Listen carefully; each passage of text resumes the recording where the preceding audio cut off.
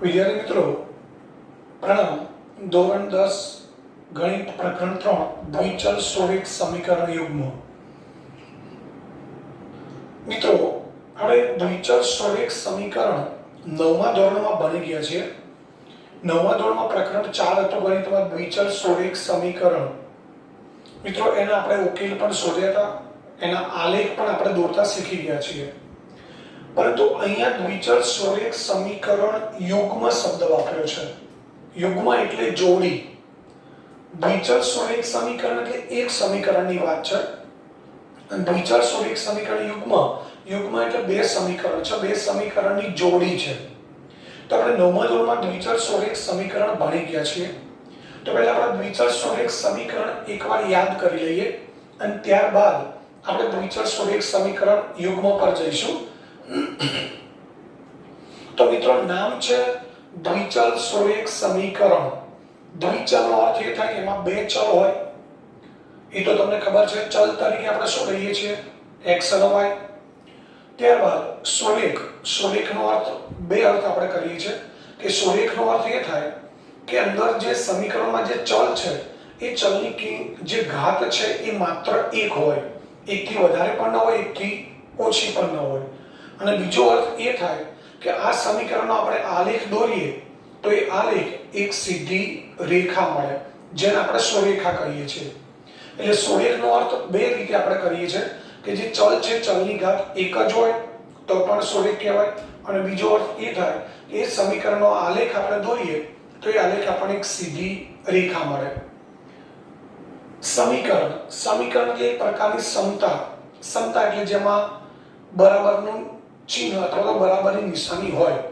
બહુપદી અને સમીકરણમાં એક જ ફરક છે. બહુપદીમાં વચ્ચે ક્યાંય બરાબરનું ચિહ્ન ન હોય, કારણ કે એ સમતા નથી, એ પદાવલી છે. જ્યારે સમીકરણ એક પ્રકારની સમતા છે. ડાબા બરાબર જબા, એટલે ડાબી બાજુની જે કિંમત છે એના બરાબર જમણી બાજુની કિંમત થવી જોઈએ, તો એને સમીકરણ કહેવાય.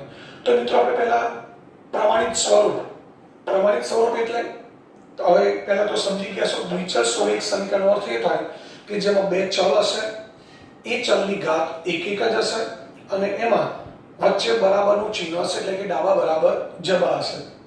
હવે એનું પ્રમાણિત સ્વરૂપ આપણે સમજવું છે, ગોખવાનું નથી. આપણને જાતે બનાવતા આવડવું જોઈએ. તો પ્રમાણિત સ્વરૂપ નામના આધારે આપણે બનાવવાનું છે. હવે નામ છે દ્વિચલ સોરેખ સમીકરણ એટલે આપણે પહેલા બે ચલ નક્કી કરી દઈએ. એક ચલ લઈએ છે x, બીજો ચલ y. હવે બીજો શબ્દ છે સોરેખ. સોરેખનો અર્થ એ થાય કે જે બે ચલવાળા પદો લીધા છે, આ એક પદ આ બીજો પદ, બંનેની ઘાત તમારે એક જ લેવી પડે. એકથી વધારે કે એકથી ઓછી પણ ન લઈ શકાય. એટલે આપણે એક જ ઘાત લીધેલી છે. ત્યારબાદ હવે બરાબરનું ચિહ્ન આવશે, સમતા છે એટલે બરાબર આવશે. બીજું આ પદ છે, તો મિત્રો પદ કે પદાવલી છે, બીજી પદાવલી, એની અંદર આપણે જોઈ ગયા છીએ આગળ કે જેમાં પદ છે, પદની અંદર ત્રણ વસ્તુ હોય. એક ચલ હોય, ચલની નિશ્ચિત ઘાત હોય અને એનો સહગુણક હોય. તો ચલ અને ચલની ઘાત તો નક્કી થઈ ગઈ. હવે બાકી રહ્યો સહગુણક. પહેલું પદ છે એનો સહગુણક a લઈએ, બીજું પદ છે એનો સહગુણક b લઈએ અને ત્રીજું અચળ પદ લઈએ. આપણે અચળ પદ લઈએ c અને બરાબર 0. તો મિત્રો આ દ્વિચલ સોરેખ સમીકરણનું પ્રમાણિત સ્વરૂપ બની ગયું. પહેલા આપણે બે ચલ લીધા x અને y. સોરેખ છે એટલે બંનેની ઘાત એક જ લેવી પડે. સમીકરણ છે તો વચ્ચે બરાબર આવશે. અને આપણે આ જે પદો લીધા છે, x વાળું પદ, y વાળું પદ, તો એના સહગુણકો લીધા a b અને c. જ્યાં abc belongs to r, એટલે abc વાસ્તવિક સંખ્યાઓ છે તથા a અને b બંને એક સાથે શૂન્ય નથી.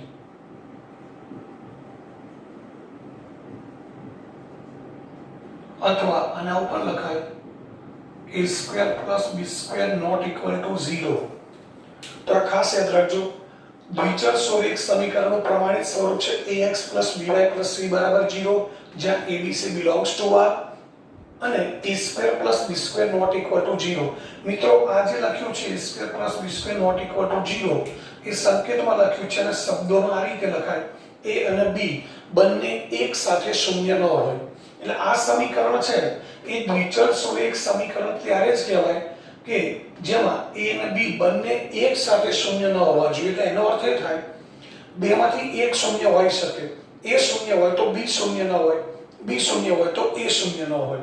એટલે આ એની શરત છે અને શબ્દોમાં લખી છે શરતને સંકેતમાં લખવું હોય તો a² + b² not equal to 0. તો આ ખાસ યાદ રાખીશું. ઘણી વખત ટૂંકો પ્રશ્ન પણ પૂછાય કે ax + by + c = 0 દ્વિચલ સુરેખ સમીકરણ બને તે માટેની શરત. તો તે માટેની શરત છે a² + b² not equal to 0 અથવા a અને b બંને એક સાથે શૂન્ય નથી. મિત્રો a શૂન્ય લઈએ, આપણે એની કિંમત શૂન્ય લઈએ એટલે પહેલું પદ 0x થઈ જાય અને 0x એટલે 0. તો વધશે શું? ખાલી by + c = 0. એટલે મતલબ એક જ ચલ વાળું સમીકરણ બને. એ આપણે જોઈએ છે આગળ ઉદાહરણમાં. હવે એના ઉદાહરણ જોઈએ. તો પહેલું ઉદાહરણ છે 2x + 3y - 5 = 0. આ પહેલું સમીકરણ થયું. બીજું છે 5/3x બરાબર -7y. ત્રીજું 4x + 8 બરાબર 0. √7y -7 બરાબર 0. 0.5x બરાબર 0 અને y બરાબર 0. તો પહેલું સમીકરણ આપણે જોઈએ. આ પ્રમાણિત સ્વરૂપ છે એની સાથે કમ્પેરિઝન કરીએ તો a ની કિંમત શું મળશે આપણને? a એટલે x નો સહગુણક છે જે 2 મળશે, b y નો સહગુણક છે 3 અને c અચળ પદ છે જે 5 મળશે. સોરી -5 છે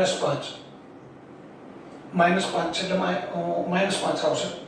આની સાથે સરખામણી કરીએ તો મિત્રો યાદ રાખજો પ્રમાણિત સ્વરૂપ છે એમાં તમે જુઓ છો x વાળું પદ, y વાળું પદ ને c અચળ પદ છે. એ બધા પદો બરાબરની ડાબી બાજુએ છે, બરાબરની જમણી બાજુએ 0 છે. તો અહીંયા તમે જુઓ છો બરાબરની જમણી બાજુએ 0 નથી. તો આને આપણે પ્રમાણિત સ્વરૂપમાં ફેરવવું હોય તો લખી શકાય આપણે y વાળું પદ છે એને ડાબી બાજુ લેવું પડે. ડાબી બાજુ લાવીએ એટલે પ્લસ થઈ જાય. તો આ સમીકરણને આ રીતે લખી શકાય. હવે તમે સરખામણી કરો તો a બરાબર x નો સહગુણક છે 5/3 મળશે, b બરાબર 7 મળશે અને અચળ પદ નથી અહીંયા તો અચળ પદ c ની કિંમત 0 આવશે. એનું કારણ એ છે મિત્રો કે આ સમીકરણ છે અને આપણે બીજી રીતે લખવું હોય તો 5/3x + 7y + 0 બરાબર 0. આ પ્રમાણિત સ્વરૂપ થયું. હજુ પણ આ પ્રમાણિત સ્વરૂપ નથી, આ પ્રમાણિત સ્વરૂપ છે. કારણ કે પ્રમાણિત સ્વરૂપમાં તમે જુઓ છો x વાળું પદ, y વાળું પદ, અચળ પદ, ડાબી બાજુ બધા પદ હોવા જોઈએ અને જમણી બાજુ માત્ર 0 હોવો જોઈએ. તો આ પ્રમાણિત સ્વરૂપ થયું. એટલે તમે અહીંયા અચળ પદ નથી તો આપણે 0 લખી દઈએ તો આપણે સરખામણી કરવાની સરળતા રહે. એટલે અહીંયા આપણે એ ધ્યાન રાખીશું કે પ્રમાણિત સ્વરૂપમાં અહીંયા પ્રમાણિત સ્વરૂપ લખ્યું છે મુજબ ત્રણેય પદો હોવા જોઈએ. x વાળું પદ, y વાળું પદ, અચળ પદ બરાબરની ડાબી બાજુ જમણી બાજુએ 0. તો અહીંયા બે પદો છે પણ અચળ પદ નથી તો અચળ પદ આપણે શૂન્ય મૂકી દીધો. મિત્રો શૂન્ય એટલા માટે મૂકી શકાય કારણ કે આપણને ખબર છે કે સરવાળાનો તટસ્થ ઘટક શૂન્ય છે. એટલે કે કોઈ પણ પદ કે કોઈ પણ સંખ્યામાં શૂન્ય ઉમેરીએ તો એ સંખ્યા છે એ એની એ જ રહે છે, એમાં કોઈ ફરક પડતો નથી. એટલે આપણે શૂન્ય મૂકી શકીએ. તો અહીંયા c ની કિંમત શૂન્ય છે. અહીંયા આપણે લખ્યું છે કે a અને b બંને એક સાથે શૂન્ય ન હોવા જોઈએ. એટલે કે એનો અર્થ એ થયો c ની કિંમત કેવી હોય તો કોઈ ઉલ્લેખ કર્યો જ નથી. એટલે c ની કિંમત કોઈ પણ હોઈ શકે, બિલોંગ્સ ટુ r એટલે વાસ્તવિક સંખ્યા અને 0 પણ વાસ્તવિક સંખ્યા તો છે જ એટલે c ની કિંમત 0 હોઈ શકે. હવે બીજું સમીકરણ છે આ પણ પ્રમાણિત સ્વરૂપ નથી કારણ કે અહીંયા x વાળું પદ છે, અચળ પદ છે, y વાળું પદ નથી. તો મિત્રો y વાળું પદ આપણે લખવું પડે પરંતુ એનો સહગુણક 0 લેવાનો છે. સહગુણક શું લેવાનું છે? 0. જે પદ ન હોય એ પદ આપણે મૂકી દેવાનું પ્રમાણિત સ્વરૂપમાં ફેરવવા માટે, પરંતુ એનો સહગુણક 0 લેવાનો. હવે સરખામણી કરીએ તો a બરાબર 4 મળશે,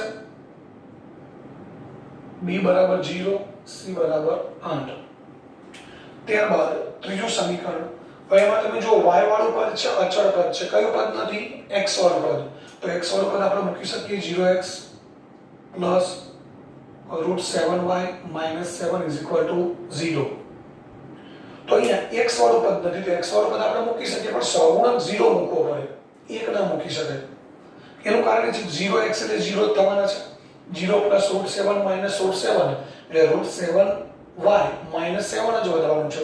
એટલે આ પદ મૂકવાથી આ સમીકરણમાં કોઈ ફરક પડતો નથી. એટલે બંને સમીકરણ સરખા જ છે, પણ આપણે 0x ના બદલે એકલો x મૂકીએ તો બંને સમીકરણ અલગ પડી જાય છે. આનું આ સમીકરણ અહીંયા નથી બદલાઈ ગયું, એટલા માટે આપણે અહીંયા સહગુણક 0 મૂકવો પડે. હવે સરખામણી કરીએ તો a બરાબર 0, b બરાબર √7, c બરાબર -7. અને મિત્રો ત્યારબાદ પાંચમું ઉદાહરણ. એમાં માત્ર ડાબી બાજુ x વાળું પદ છે, y વાળું પદ નથી, અચળ પદ પણ નથી. તો મિત્રો આપણે અહીંયા બે પદ મૂકવા પડશે. 0.5x plus 0y plus 0 is equal to 0. અહીં y વાળું પદ નથી, અચળ પદ પણ નથી, તો y વાળું પદ મૂક્યું આપણે 0y, અચળ પદ લીધું 0. હવે સરખામણી કરીએ તો a બરાબર 0.5, b બરાબર 0, c બરાબર 0. ત્યારબાદ છેલ્લું સમીકરણ. એમાં y બરાબર 0 એટલે માત્ર y વાળું પદ છે, અચળ પદ કે x વાળું પદ એકેય નથી. તો ત્યાં આપણે બે પદ મૂકવા પડશે, x વાળું પદ, પરંતુ જે પદ ઘરનું મૂકીએ છે એનો સહગુણક આપણે 0 લઈએ છે, પ્લસ y તો છે અચળ પદ નથી તો એ પણ 0 આવશે. હવે મિત્રો સરખામણી કરીએ તો a બરાબર 0, b બરાબર 1, c બરાબર 0. તો હવે અહીં આપણે જોઈ શકીએ છીએ કે નામ છે દ્વિચલ સોળિક સમીકરણ, જેમાં બે ચલ હોવા જોઈએ. પરંતુ મિત્રો પહેલા બે સમીકરણ સિવાય બાકીના ચાર સમીકરણમાં ક્યાંય બે ચલ નથી. આ બધામાં એક જ ચલ છે, અહીંયા y x છે, y x y, બે ચલ છે જ નહીં. તેમ છતાં પણ આ ચારે ચાર દ્વિચલ સોળિક સમીકરણ છે. મિત્રો એનું કારણ એ છે કે ચારે ચાર સમીકરણ આ શરતનું પાલન કરે છે. શરત શું છે? a અને b બંને એક સાથે શૂન્ય નથી, એટલે કે a અને b બંને એક સાથે શૂન્ય ન હોવા જોઈએ. તો અહીં તમે જોઈ શકો છો a શૂન્ય છે પરંતુ b નથી. c ની કિંમત તો કોઈ પણ હોઈ શકે. અહીંયા a શૂન્ય છે, સોરી a 0.5 છે, a શૂન્ય નથી, b શૂન્ય છે અને c 0 છે. અહીંયા a 0 છે, b 0 નથી અને c 0 છે. તો a અને c બંને 0 છે. અહીંયા સોરી b અને c 0 છે, અહીંયા a અને c 0 છે. એનો અર્થ એ થયો કે a અને c બંને 0 હોઈ શકે, અથવા તો b અને c બંને 0 હોઈ શકે, પરંતુ a અને b બંને એક સાથે શૂન્ય ન હોવા જોઈએ. તમે આ બધા ઉદાહરણમાં જુઓ, 6 ઉદાહરણમાં a અને b બંને એક સાથે શૂન્ય ક્યાંય નથી. તો આ બધા જ સમીકરણો આ શરતનું પાલન કરે છે. એટલા માટે આમાં ભલે એક જ ચલ છે, તેમ છતાં પણ એ ચારે ચાર સમીકરણ એ દ્વિચલ સોળિક સમીકરણ છે. એટલે મિત્રો આપણે સમીકરણના પ્રમાણિત સ્વરૂપની સાથે સાથે એની શરત પણ યાદ રાખવાની છે, તો જ આપણને ખબર પડે કે કયું દ્વિચલ સોળિક સમીકરણ છે, કયું દ્વિચલ સોળિક સમીકરણ નથી. કારણ કે આપણે અહીંયા જોઈએ તો નામ છે દ્વિચલ, પરંતુ અહીંયા તો એક જ ચલ છે. તો આપણને એવું લાગે કદાચ કે આ દ્વિચલ સોળિક સમીકરણ ખરેખર નથી, પરંતુ મિત્રો સમીકરણ છે આ ચારે ચાર એ આ શરતનું પાલન કરે છે. એટલા માટે એ દ્વિચલ સોળિક સમીકરણ છે. એટલે આપણે પ્રમાણિત સ્વરૂપની સાથે સાથે એની શરત પણ ખાસ યાદ રાખવાની છે.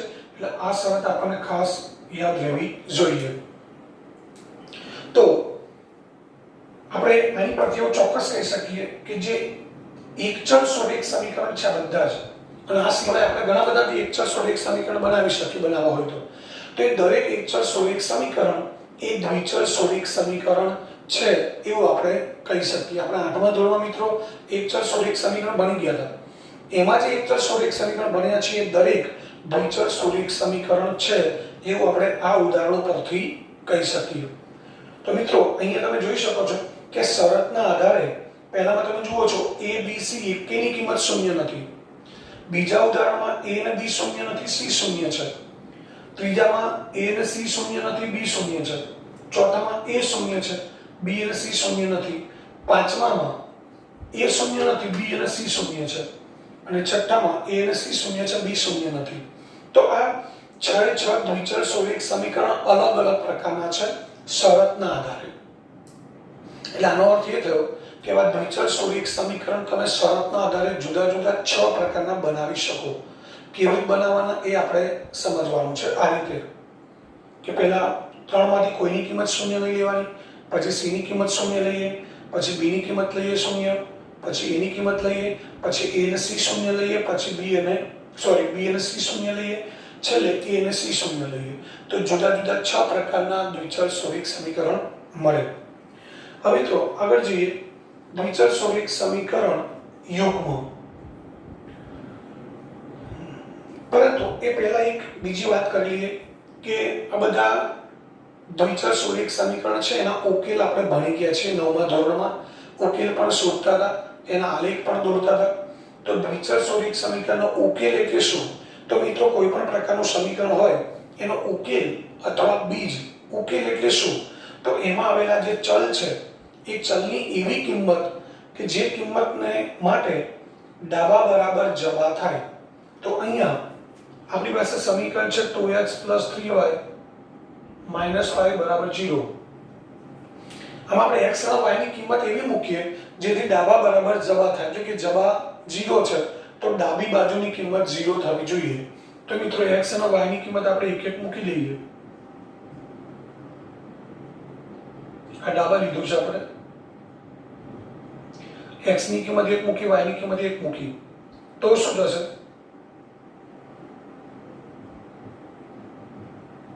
2 × 2 3 × 3 -5. 2 ને 3 5, 5 - 5 0. ડાબી બાજુની કિંમત 0 થઈ, જમણી બાજુ 0 છે તો ડાબા બરાબર જબા થઈ જાય છે. એનો અર્થ એ થયો કે આપણે અહીંયા x બરાબર 1 y બરાબર 1 લીધા છે. તો x બરાબર 1 y બરાબર 1 એ આ સમીકરણનો ઉકેલ છે. x બરાબર 1 y બરાબર 1 એ આ સમીકરણનો ઉકેલ છે. કારણ કે x અને y ની આ કિંમતો આ સમીકરણ માટે ડાબા બરાબર જબા આપે છે, એટલે કે આ કિંમતો આ સમીકરણનું સમાધાન કરે છે. એટલે આ જે કિંમતો છે આ સમીકરણનો ઉકેલ ગણાય.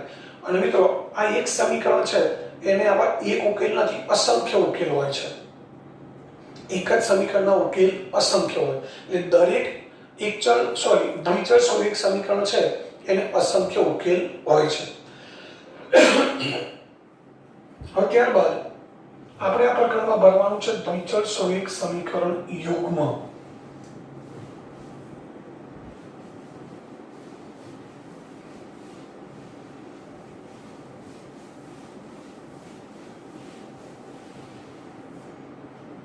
એ મિત્રો પાછળ શબ્દ લાગેલો છે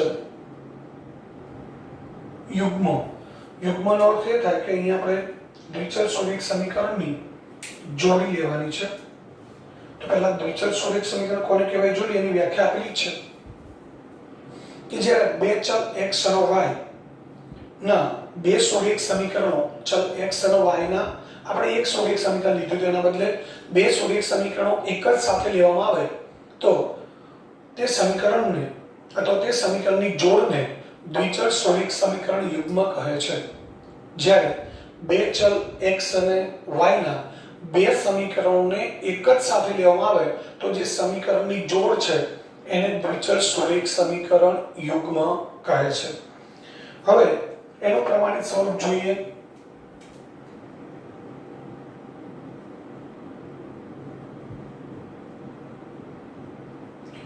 તો આપણે એક દ્વિચલ સોરેખ સમીકરણનું પ્રમાણિત સ્વરૂપ જોયું હતું. એ હતું મિત્રો ax by c બરાબર 0, જ્યાં ABC belongs to a square plus b square not equal to 0. પરંતુ મિત્રો અહીંયા જોડી છે, યુગ્મ એટલે જોડી, તો આપણે આવા બે દ્વિચલ સ્વરૂપ સમીકરણ લેવાના છે. પ્રમાણિત સ્વરૂપમાં જ રહેશે, પરંતુ મિત્રો પહેલું સમીકરણ છે તો એમાં સહગુણકો લઈએ આપણે a1x b1y c1 0. અહીંયા a1 square b1 square not equal to 0. અહીંયા a1 b1 c1 belongs to r. એ જ રીતે બીજું સમીકરણ લઈએ જેમાં સહગુણકો લઈએ a2 b2 c2 a2x b2y c2 0, જ્યાં a2 b2 c2 belongs to r. a2 square b2 square not equal to 0. તો મિત્રો નવ કશું જ નથી, એકના બદલે આપણે બે સમીકરણ લખ્યા. પહેલા સમીકરણના સહગુણકો લીધા છે a1 b1 c1, abc ના બદલે a1 b1 c1. બીજા સમીકરણ માટે a2 b2 c2. શરતમાં એ જ છે, abc ના બદલે a1 b1 c1 છે. તો મિત્રો આ પ્રમાણિત સ્વરૂપ થઈ ગયું.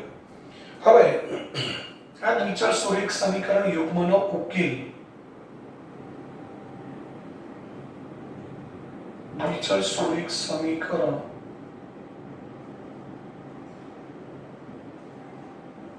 યુગ્મનો ઉકેલ, તો એની વ્યાખ્યા છે એ પણ તમારી સામે છે કે ચલ x અને y ની જે કિંમતો, અહીંયા ચલ કયા છે x અને y ની જે કિંમતો આપેલા બંને દ્વિચલ સ્વરૂપ સમીકરણનું સમાધાન કરે. મિત્રો હમણાં તમને એક બતાવ્યું હતું એક સ્વરૂપ સમીકરણ 2x 3y 5 બરાબર 0, એક જ સમીકરણ હતું, પણ એના બદલે આમાં બે સમીકરણ આવશે. તો હવે આપણે ચલ x અને y આ બંનેની એવી કિંમત લેવાની કે જે બંને સમીકરણનું સમાધાન કરે. એટલે કે એ કિંમતો બંને સમીકરણમાં મૂકીએ, પહેલા સમીકરણમાં મૂકીએ તો પણ એનું સમાધાન થાય, બીજા સમીકરણમાં એ જ કિંમતો મૂકીએ અને સમાધાન થાય, તો એ જે x અને y ની કિંમત છે એ દ્વિચલ સ્વરૂપ સમીકરણ યુગ્મનો ઉકેલ છે એમ કહેવાય. એક ઉદાહરણ જોઈએ મિત્રો, વ્યાખ્યા તમે સમજી ગયા છો કે ચલ x અને y ની જે કિંમતો આપેલા દ્વિચલ સ્વરૂપ સમીકરણ યુગ્મનું સમાધાન કરે તેને દ્વિચલ સ્વરૂપ સમીકરણ યુગ્મનો ઉકેલ કહેવાય. x 2y 3 સમીકરણ 1 છે, બીજું છે x y 0. હવે આ સમીકરણ યુગ્મ છે, જોડી છે, તો મિત્રો આપણે x અને y ની કિંમત એવી પસંદ કરીએ કે જે બંનેનું સમાધાન કરે. એટલે કે x અને y ની કિંમત અહીંયા મૂકીએ તો જમણી બાજુ 3 છે તો ડાબી બાજુ 3 થવા જોઈએ. એ જ કિંમતો નીચેના સમીકરણમાં મૂકીએ, જમણી બાજુ 0 છે તો ડાબી બાજુ પણ 0 થવા જોઈએ. તો એવી કિંમત કઈ મળશે? તો x બરાબર 1 અને y બરાબર 1 મૂકતા અથવા y બરાબર 1 આ બંને સમીકરણનું સમાધાન કરે છે.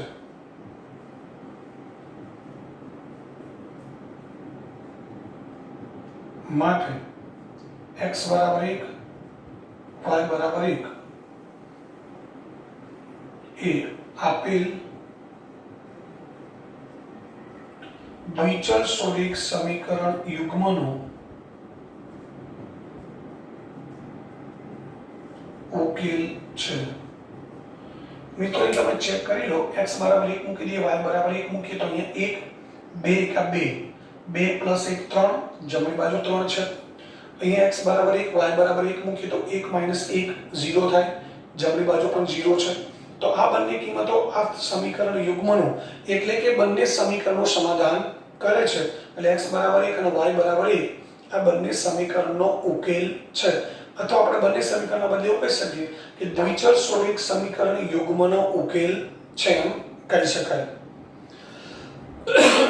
હવે મિત્રો આપણે એક સમીકરણની વાત કરી હતી કે એક દ્વિચલ સ્વરૂપ સમીકરણ હોય, કોઈ પણ હોય, આપણે 6 પ્રકારના દ્વિચલ સ્વરૂપ સમીકરણ તમને સમજાવ્યા છે. એ દરેક એકચલ સ્વરૂપ સમીકરણ દ્વિચલ સ્વરૂપ સમીકરણને અસંખ્ય ઉકેલ હોય છે. પરંતુ જ્યારે આપણે બે સમીકરણની જોડી લઈએ એટલે કે દ્વિચલ સ્વરૂપ સમીકરણ યુગ્મના ઉકેલની વાત કરીએ તો દરેક દ્વિચર સોલિક સમીકરણ યુગ્મને અસંખ્ય ઉકેલ હોતા નથી. તો દ્વિચર સોલિક સમીકરણ યુગ્મને ઉકેલ કેટલા હોય તેના માટે મિત્રો 3 વિકલ્પો છે, એ આપણે પછી જોઈએ.